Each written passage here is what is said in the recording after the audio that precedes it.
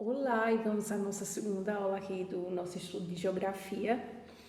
Hoje nós vamos introduzir o conteúdo de climatologia, nós vamos ver as principais bases da climatologia hoje e na próxima aula nós vamos definir os tipos climáticos e também os fenômenos, um pouco dos fenômenos, alterações climáticas que vêm acontecendo ultimamente por causa da poluição, aquecimento global, enfim, vários fatores.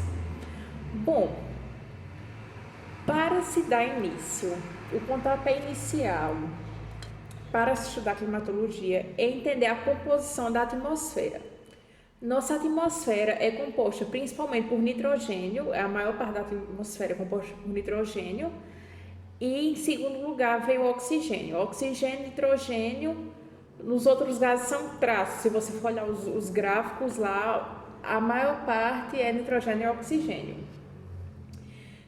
A atmosfera é composta por camadas, desde a camada inicial, que é a que nós chamamos de inseridos, que vai do nível do mar até mais ou menos 12 quilômetros de distância do nível do mar, que é a troposfera.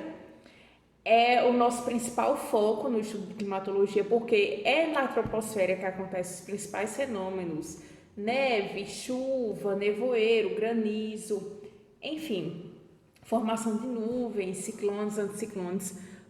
A maioria dos fenômenos meteorológicos acontecem na troposfera.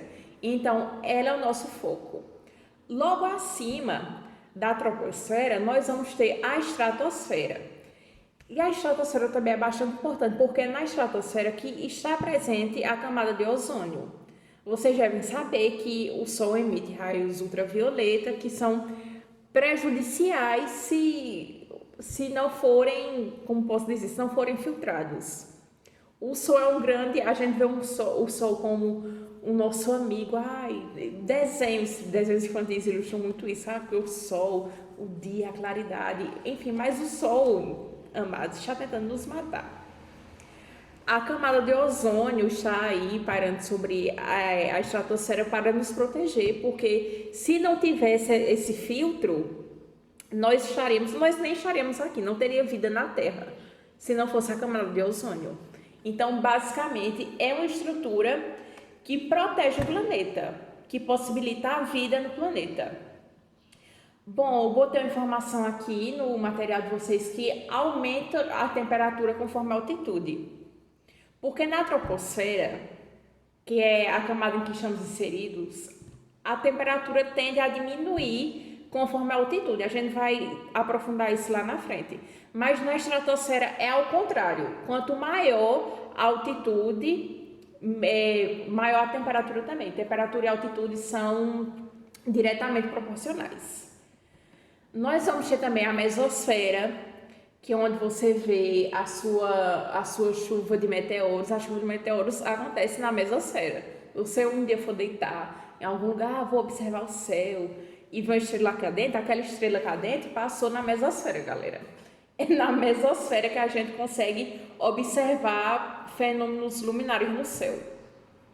Logo após a mesosfera, nós vamos ter a termosfera, ou também chamada de ionosfera, que é onde estão presentes os satélites, que eu falei na aula passada de cartografia que satélites ajudam muito na localização, no estudo da cartografia, a conhecer o território, enfim.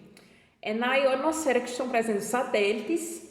A temperatura também aumenta conforme a altitude, é que nem a estratosfera, que a temperatura vai aumentando, até chegar na exosfera, a temperatura vai aumentando. Depois da exosfera, olha, na exosfera a temperatura cai bruscamente. Exosfera é a última camada, que vem logo após a termosfera.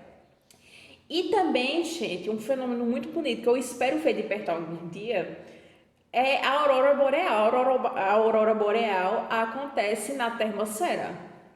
É na termosfera que a gente vê aquelas luzes lindas que são causadas pelo campo magnético da Terra. Vocês vão estudar isso com mais profundidade algumas aulas seguintes. O campo magnético da Terra forma as auroras por causa dos raios. Enfim, não vou me aprofundar nisso agora porque ainda teremos essa aula. E depois da termosfera, a exosfera. Exo é o que está do lado de fora, não nos interessa muito E vamos prosseguir aqui para o nosso assunto de climatologia. Bom, vocês devem se indagar. O correto é falar tempo ou clima? Nossa, o tempo está muito mudado, o clima está muito mudado. Qual a diferença? Eu devo falar tempo ou clima meteorológico?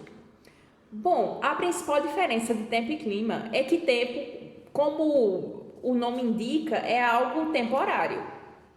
O que está em voga por muito tempo, o que determina, como eu posso dizer, o conceito macro que nós temos aqui é o conceito de clima. O clima é mais constante do que o tempo. Eu sou uma pessoa que sou do interior de Pernambuco, eu sou de Petrolina. E em Petrolina o clima é semiárido. É o nosso tipo climático. O tempo, se o tempo está chuvoso, se o tempo está ensolarado, é algo à parte do clima, entendeu? Algo além. Porque o foco, o macro, é o tipo climático. O tempo vai mudar conforme época do ano, estação, enfim. Na próxima aula nós vamos estudar climogramas e vocês vão entender melhor a variação do tempo, mas o clima é algo constante. Eu coloquei aí na definição de vocês que tempo, aqui ó, tempo é o estado da atmosfera em um determinado momento, num determinado lugar. O clima daquele lugar, num determinado momento, como por exemplo a estação do ano. Aqui, por exemplo, aqui agora em Petrolina tá chuvoso, tá friozinho, mas o resto do ano é quente para um negócio, minha gente. Aqui é muito quente. Agora eu tenho sorte de estar friozinho, porque perto do São João sempre esfria por aqui. Mas se você vier para cá em janeiro, você torra. Né? Então, o negócio do tempo é esse. E eu coloquei a definição de clima também. Clima é a sucessão habitual dos estados de um tempo em determinado lugar. Sucessão habitual é um padrão que se repete. Clima é um padrão que se repete. É a parte macro da meteorologia. E, enfim, vamos lá. Eu coloquei aqui fatores do clima. Vocês já devem ter escutado em fatores do clima e elementos do clima. Os fatores do clima influenciam os elementos climáticos. Não, confundi tudo agora, é o contrário. Os elementos climáticos influenciam os fatores do clima. Quais são os três principais elementos climáticos? Você vai ter temperatura, você vai ter umidade e você vai ter pressão. Esses são os elementos.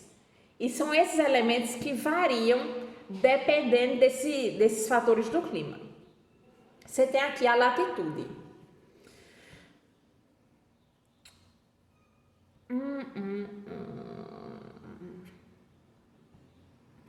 Você tem aqui a altitude. A altitude é justamente questão de altura, tipo, distância do nível do mar. No nível do mar, nós temos a maior pressão aqui na superfície do planeta. A maior pressão na superfície é ao nível do mar. E quanto maior a altitude, menor a pressão. Como menor a pressão, a temperatura tende a cair. Então, quanto maior a altitude, menor a pressão e a temperatura cai. Uma coisa que me ajudou bastante nesse estudo de pressão, de relação de pressão com altitude, é que quanto mais baixo, vamos dizer, eu estou no nível do mar, a coluna de ar que tem, imagine uma coluna de ar sobre você, a coluna de ar que tem sobre mim é maior do que seria se eu estivesse em cima de uma chapada, ou de uma serra, ou de um morro, entendeu? Quanto mais eu subo, menor é a coluna de ar que tem sobre mim.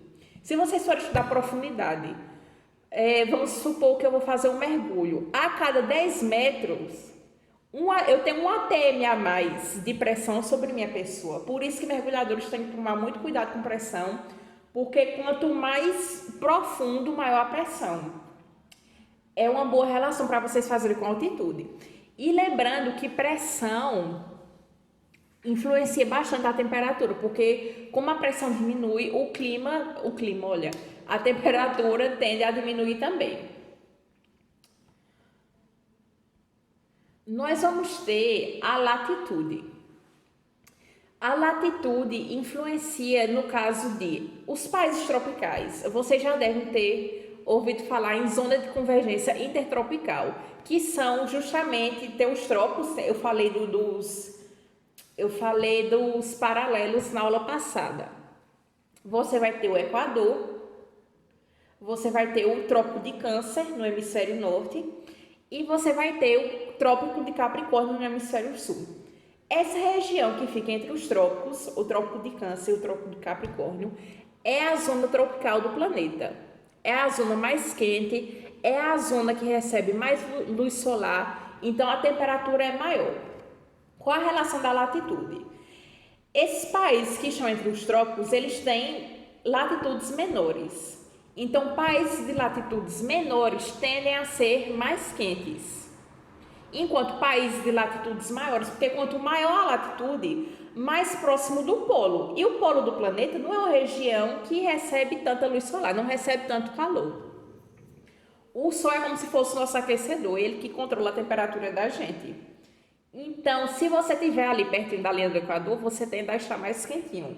Se você estiver mais próximo dos polos, aí você está no frio lá, inverno suíço, bebendo chocolate quente, enfim. Muitas chiquezas. Uma coisa importante a se falar são dos ventos alísios que ocorrem aqui na região tropical, na zona tropical. Eu peguei aqui o nosso planeta Terra para ilustrar para vocês. Bom, como aqui eu falei, como nos polos, o ar tende a ser mais denso porque é mais frio, é uma região mais fria, o ar tende a ser mais denso. Vocês vão decorar um macete agora. Tudo que é frio desce e tudo que é quente sobe. E eu não estou falando de coisas obscenas, mas é porque realmente é uma realidade. O ar aqui, na região dos polos, na região de altas altitudes, tende a esfriar e ficar mais denso. Como esse ar fica muito denso, ele desce. Mas ele vai descer para onde? Ele vai descer justamente para a região dos trópicos que tem uma baixa pressão. Aqui a pressão está alta porque o ar é mais denso e aqui na região dos trópicos a pressão é menor porque o ar é mais quente, aqui como é uma região mais quente, o ar daqui tende a subir por ser uma região mais quente. Então esse ar denso que está contido nos polos, ele converge em direção dos trópicos, eles se unem assim, eles vão em convergência em direção aos trópicos, o que causa os famosos ventos alísios, que são justamente por causa dessa diferença de pressão existente na região tropical e nas regiões de latitudes maiores. Nós vamos ter a corrente marítima, que também é influenciada por essa diferença de temperatura entre as regiões do planeta. Eu falei aí, na parte dos trópicos é mais quente, na parte temperada, e polar é mais frio. E as correntes marítimas são influenciadas por isso, porque as águas circulam no planeta e dependendo da região em que elas estão, elas esquentam ou esfriam. Se elas vierem em direção aos trópicos, essas águas vão esquentar, e se forem em direção aos polos, as águas irão esfriar. Então, as águas que vêm, se vocês observarem no mapa setinhas representando corrente marítima, se aquela setinha vier de uma parte do globo que tiver uma latitude maior, se vier de uma região temperada ou de uma região polar, aquela corrente marítima é mais fria. Agora, se você observar a incidência na corrente marítima na região tropical, na zona de convergência intertropical, essa corrente é mais quente, tem uma temperatura maior da água. Vamos falar de continentalidade e maritimidade. Eu coloquei aqui na definição de vocês, vou ler aqui. A água é um regulador térmico. Meu Deus. Vou ler aqui a definição de continentalidade e maritimidade, que eu coloquei aqui no material.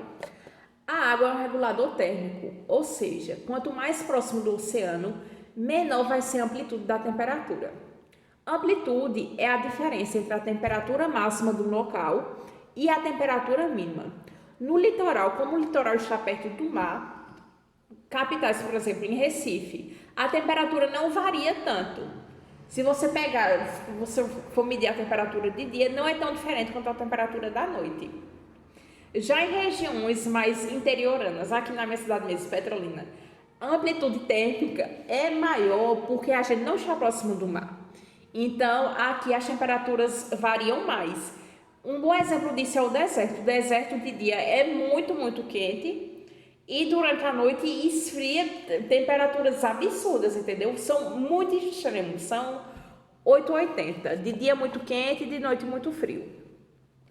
Esse fenômeno da continentalidade e maritimidade causa as brisas marítimas e as brisas terrestres.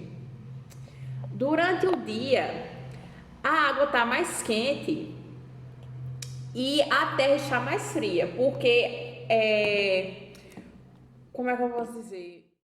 Se vocês já estudaram calorimetria em física, vocês devem ter escutado em calor latente, calor específico, enfim. A água tem um calor específico muito alto, muito alto.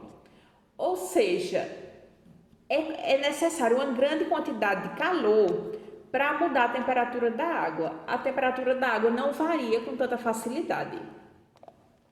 Já a areia não. Se você for para a praia, tipo, você percebe que você chega lá, a areia está pegando fogo, você coloca uma toalhinha ali na areia, a areia no chão esfria, você fica lá de boas curtindo sua praia. A água não, a água demora mais para variar a temperatura. Aí o que acontece de dia? De dia nós temos a brisa marítima. Porque como a terra está quente, o sol está incidindo na terra, a terra esquenta com facilidade, a areia esquenta com facilidade, esse ar quente tende a subir. Aquele negócio que eu falei para vocês, tudo que é quente sobe. O ar sobe, o ar fica menos denso e sobe. Ao lado dessa areia nós temos o mar. O mar, ele tá frio porque a água não muda de temperatura com tanta facilidade. O sol tá quente lascando, mas a água continua ali com a temperatura de certo modo constante. Então o ar acima do mar está mais frio. Tudo que é frio desce. Como esse ar que estava sobre a areia subiu por causa da baixa pressão, esse ar do que está sobre o mar, que é denso, que é frio, que é pesado, ocupa o lugar do ar que estava na praia e subiu. Porque um sai daqui e o outro vem e ocupa o lugar.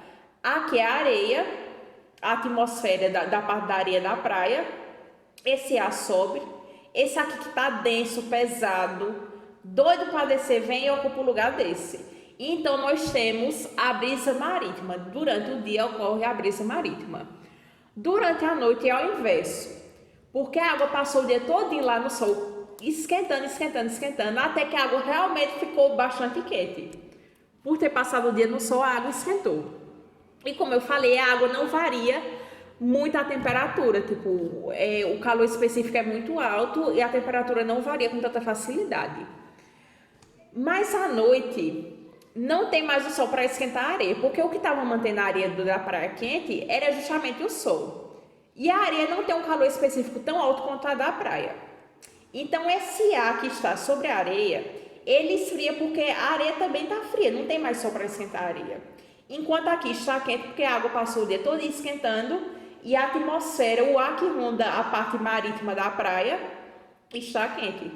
Aí ocorre o processo inverso. O ar que está aqui na praia não, no mar, sobe porque está pouco denso, a densidade é baixíssima, o ar é mais quente. E esse aqui da parte da areia está frio, denso, pesado, ocupa o lugar desse ar que subiu, do ar que estava sobre o mar que subiu.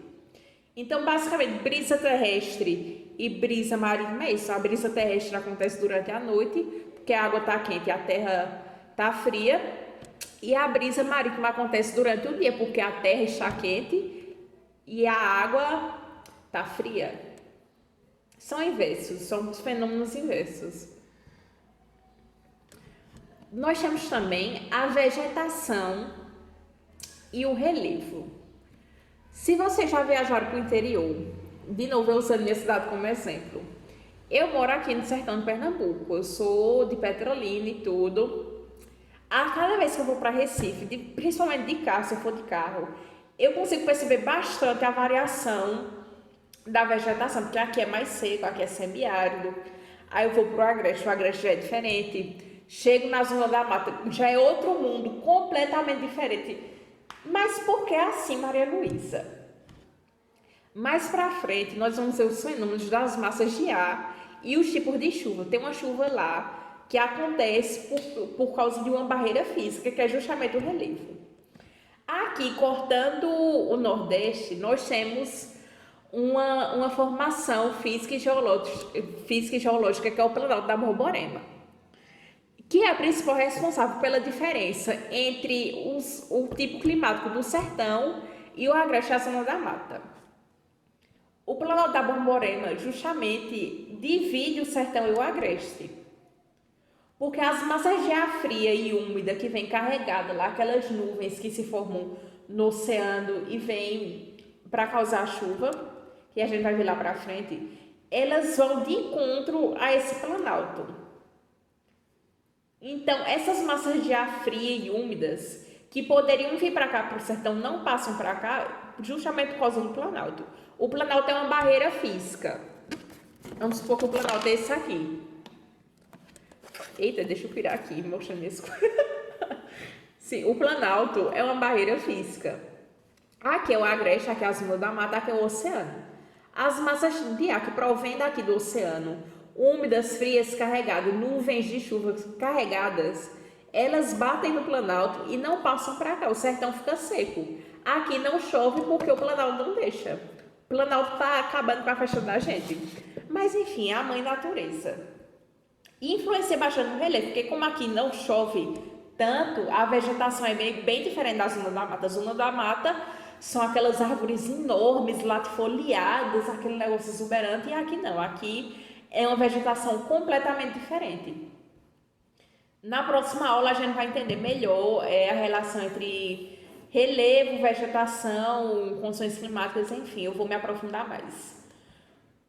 Nós temos também o albedo. O que é albedo?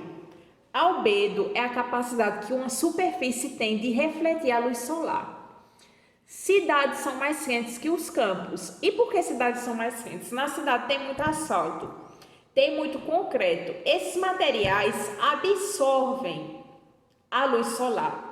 Se você for andar descalço no asfalto meio-dia, você vai torrar seu pé.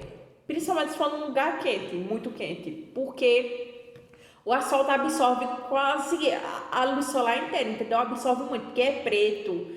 É aquele negócio, vocês já devem ter visto, eu tô falando muito de física hoje, vocês já devem ter visto em física a relação das cores com o calor. O preto é a absorção total da luz, o asfalto é negro, ele absorve bastante a luz e, consequentemente, esquenta mais, a temperatura tende a aumentar. Já nos campos não, os campos eles refletem mais a luz solar e, consequentemente, a temperatura nos campos é mais amena. Se você for comparar a temperatura média de uma zona urbana com uma zona rural, a zona urbana tem uma temperatura média bem maior do que a zona rural, justamente por causa disso. Na zona urbana estão presentes mais materiais que absorvem luz solar, o que é o oposto da zona rural. Na zona rural, a luz solar é refletida em sua maior parte. Nós vamos ter as massas de ar que eu citei anteriormente. E as massas de ar são influenciadas principalmente por esses fatores que eu coloquei no material de vocês, a temperatura, a umidade e a pressão atmosférica. As massas de ar que estão presentes aqui na zona tropical, elas são mais quentes, justamente porque estamos na região mais quente do globo. Aqui a região entre os trópicos é a região mais quente. Agora, se for uma massa de ar que for proveniente das regiões temperadas, das regiões polares, das regiões com maiores latitudes, como nós vimos anteriormente, são massas de ar mais frias. Nesse exemplo que eu coloquei no material de vocês, nós vamos ter essa aí, MEA, é a massa equatorial atlântica. Por que equatorial? Porque ela está justamente presente ali na região equatorial do planeta, perto da linha do Equador. Ela recebe esse nome, massa equatorial atlântica. Atlântica porque ele é proveniente do mar. Massas de ar que são provenientes do mar, gente, prestem atenção, porque costumam ser massas de ar úmidas. Por causa do processo de transpiração dos mares e tudo, a água dos mares evaporam e essas massas de ar provenientes do Atlântico são massas de ar úmidas, o que é oposto nas massas de ar continentais.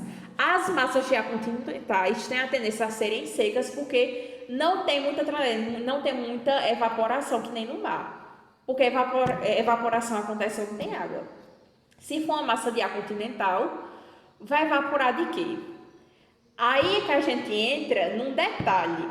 Nós temos uma massa continental que é úmida, mas por que ela é úmida?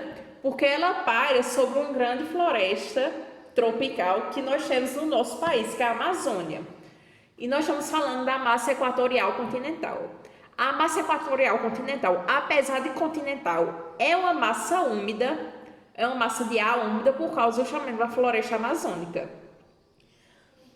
E, gente, é muito interessante fazer a relação entre relevo e massa de ar, porque nós só temos essa massa úmida porque as cordilheiras que tem no Chile, ali naquela parte mais ocidental das Américas, que tem aquela cadeia de montanhas, aquilo ali foi uma barreira física para impedir massas secas de invadirem o território da Amazônia. Então a Amazônia existe de certo modo porque barreiras físicas impediram que massas de ar secas atingissem o continente, porque senão provavelmente a Amazônia seria um grande deserto. A relação da Amazônia com as massas de ar é essa. Nós temos também aqui a massa tropical continental, que é formada justamente naquela parte do Chaco Paraguaio, aquela região do sul. Temos a massa tropical atlântica, que também é de uma parte mais sul, sudeste. E tem a massa polar atlântica. O polar, já disse, ela foi originada nos polos, é uma massa fria e úmida. Então as massas dos trópicos e do Equador são quentes. Se você vê massa equatorial, massa tropical é quente porque estamos numa região quente do globo, mas a massa polar é fria porque justamente ela veio de uma região de baixa latitude, então ela tende a ser mais fria.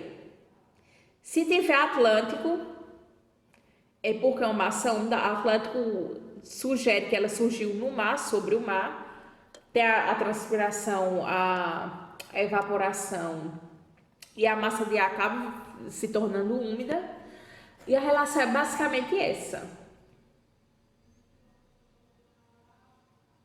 Vamos agora aos tipos de chuva. Bom, nós temos aqui o que eu coloquei no material de vocês, as chuvas convectivas. São chuvas causadas pelo movimento de massas de ar mais quentes que sobem e condensam. Convectiva é justamente isso. Se vocês viram em física, convecção é essa relação de ar quente sobe, ar frio desce. Chuvas convectivas são nada mais nada menos do que massas de ar quente que sobem, condensam, principalmente essas massas úmidas. Se for a massa equatorial atlântica, ela causa muitas chuvas porque ela é quente, a tendência dela é subir, e ela é úmida porque é uma massa atlântica, uma massa de ar atlântica originada no mar. Tem a evaporação do mar, essa água evapora, condensa e causa muitas chuvas. Era a chuva que era para vir para o sertão, mas o famigerado Planalto da Borborema não deixa essa massa equatorial atlântica passar para o sertão e aqui acaba não chovendo. Então, chuva convectiva é basicamente isso. As chuvas convectivas ocorrem principalmente devido à diferença de temperatura em camadas próximas da atmosfera terrestre. Foi o que eu falei a vocês, essa diferenciação. O exemplo da continentalidade e maritimidade, que a quente sobe, a frio desce, e isso vai causando a condensação das nuvens e acaba chovendo. São caracterizadas por serem de curta duração, porém de alta intensidade, e abrangem pequenas áreas, típicas do verão brasileiro. O verão brasileiro é chuvoso porque a temperatura esquenta, as massas de ar tendem a subir, e como são massas de ar úmidas, condensa, é o processo que eu falei para você, condensa e chove. Chuvas frontais. Chuvas frontais são causadas pelo encontro de uma massa fria e seca com outra quente e úmida, típicas das latitudes médias, como as de inverno no Brasil. Então, vamos lá. Uma massa fria e seca. Se for uma massa polar continental. Massa polar continental, pelo nome, indica que ela é uma massa fria e seca. Fria por ser polar, proveniente de uma região de baixa latitude, e seca por ser continental. Não acontece tanta evaporação. Vamos supor que uma massa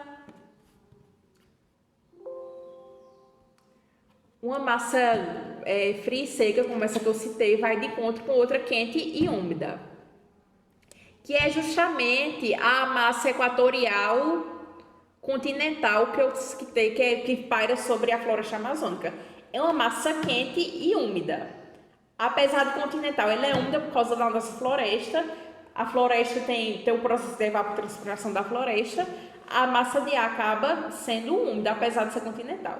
Se a massa polar continental for de encontro à massa equatorial continental, elas colidirem, vai acontecer a chuva frontal.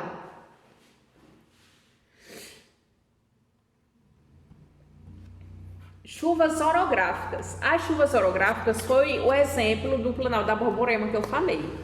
Vem aqui a massa equatorial atlântica e colide com o Planalto da Borborema. Colidindo com esse planalto, as nuvens vão se condensar aqui, o que resume em chuva no agreste, chuva na zona da mata. Esse é o resultado da colisão da massa equatorial atlântica com o Planalto da Borborema, que causa chuvas nessa parte do Nordeste, no agreste, na zona da mata, que é uma região naturalmente mais fria do que aqui onde eu estou no sertão, e a tendência é chover mais. Eu vou ler o que eu botei aqui no material de vocês. É originada quando uma massa de ar úmido que se desloca e encontra uma barreira topográfica, o Planalto da Borborema. A massa de ar úmida, no caso que eu falei, é a massa equatorial atlântica, que eu dei como exemplo, e o Planalto da Borborema é a barreira topográfica. E é forçada a elevar-se, ocorrendo queda da temperatura, porque quanto maior a altitude, menor a temperatura, menor a pressão e menor a temperatura, seguida da condensação do vapor d'água e formação de nuvens. Bom, nós temos os tipos de nuvens também. Nuvens causadoras de chuvas intensas são as cúmulos nimbus. Eu vou me aprofundar melhor na próxima aula, que eu vou falar de fenômenos climáticos e tipos climáticos.